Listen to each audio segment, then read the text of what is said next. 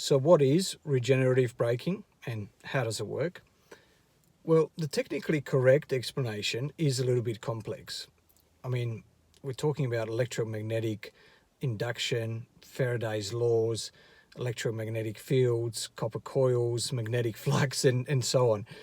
But let's be honest, if you understand all those terms and if you know how all that works, you probably understand how regen braking works. So I think it's more helpful to think in conceptual terms, at least for the layperson. So if you think about it, how does an electric motor work? Well, it's converting electricity or electric energy into mechanical energy. So by discharging the battery, you're allowing the car to go forward. Well, one of the interesting properties of electric motors is if you run them in the other direction, you can actually reverse that whole process in that now mechanical energy can be translated into electricity. So the forward motion of the car can be used to recharge the battery. I'm probably going to be showing my age here a little bit, but if you think back 2, 3, 4 decades ago, and you think about riding a bicycle or a push bike, especially at night, and let's say you wanted to be able to see where you were going. Well, in order to power the light at the front of the bike, we didn't have AA or AAA batteries or lithium-ion batteries in those days. If we did, that would have been quite expensive. Instead, we had to rely on a little device called a dynamo. And I'm not talking about the modern hub dynamos that you find in bikes that are designed for long distance travel. I'm talking about the bottle dynamo. And the way these would work is you would engage them by flicking them onto the front tyre. And as that tyre would spin forward, it would spin the rotator inside the bottle dynamo, which is mechanical energy, and it would produce electric energy, electricity. So in conceptual terms, you're essentially converting kinetic energy or the inertia of the bike into electric energy. So just like with regenerative braking, you're converting the forward momentum, the forward motion of the vehicle into electricity. Now, it doesn't mean that you need to spin the wheels backwards when I'm saying that you need to reverse the process, you need to run the motor the other way, because that's all done through fairly sophisticated circuitry, etc. But that's exactly how it works. You're running the motor backwards and reversing the process, and now you're using the car's own momentum to recharge the battery. And that process, the whole process of regenerative braking can be surprisingly efficient. We're talking, especially if you exclude any losses from the car itself, we're talking 60 to 70. I mean, if you include it, it's 60 to 70% efficiency. But look, that doesn't mean much, I know.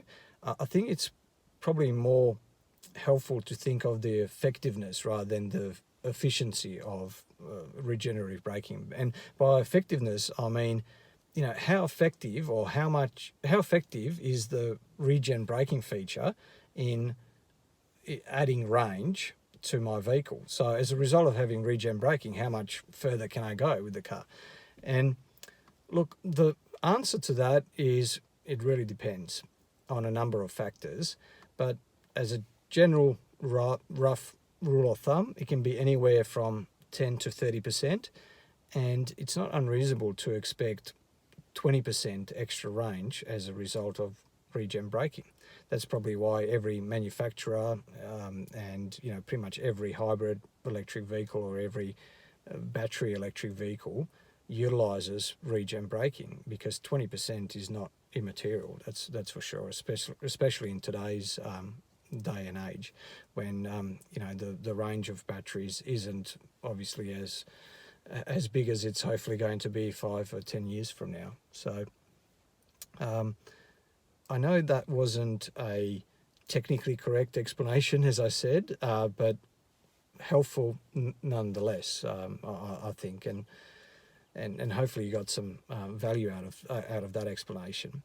A quick reminder: if you're thinking about buying a Tesla, how exciting. If you're thinking about buying a Tesla, make sure you use a referral code. It doesn't have to be my code, it can be anyone's, because that way you'll get 1,500 kilometers or 1,000 miles of free supercharging, which could definitely come in handy. Now, I'll be honest, I prefer if you use my code. That way I'll get an entry into a draw to win a Tesla Roadster, the next generation Roadster, which I think is going to be an absolutely fantastic car. We're talking 1,000 kilometers of range, 0 to 60 miles an hour, or 0 to 100 kilometers an hour in about 2 seconds.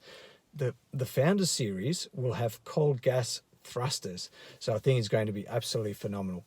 Now, I'm not sure what the chances are, but should I win one, I'll undertake to do exactly what ludicrous Tom has done, which I think is a fantastic idea. He's over in Sydney, I'm here in Perth, but should I win one, I'll undertake to do the same, and that's to put the car up onto a car sharing website.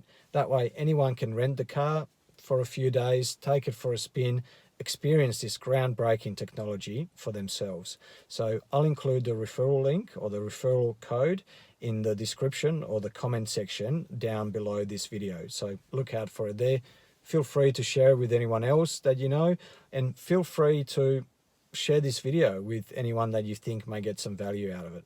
I hope you got some value out of it. If you did, give it a thumbs up, and make sure you also subscribe and press the notification bell. That way you'll get alerted to any new videos as and when they come out. This is the first video I've made for YouTube, so hopefully there'll be many more to come. So stay safe, stay sustainable, and stay ahead of the curve. Ciao.